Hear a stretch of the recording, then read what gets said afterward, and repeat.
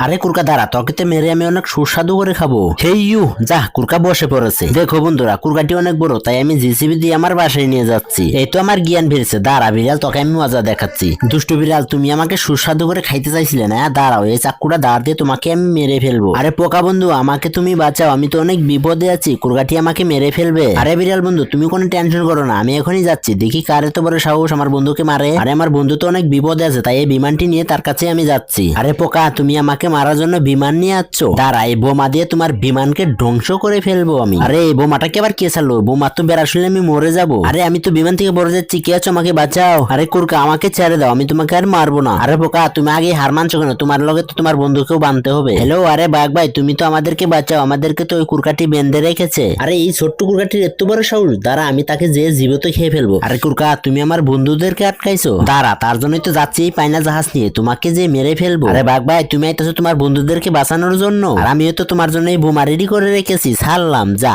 আরে কে আছো? আমাকে বাঁচাও, আমার জাহাজ তো ডুবে যাচ্ছে। হ্যাঁ হ্যাঁ বাঘ ভাই, তুমি আমাকে মেরে ফেলতে চাইছিলে না? দাঁড়া, এবার তোমার বন্ধুদের কাছে নিয়ে তোমাকেও বেঁধে রাখবো।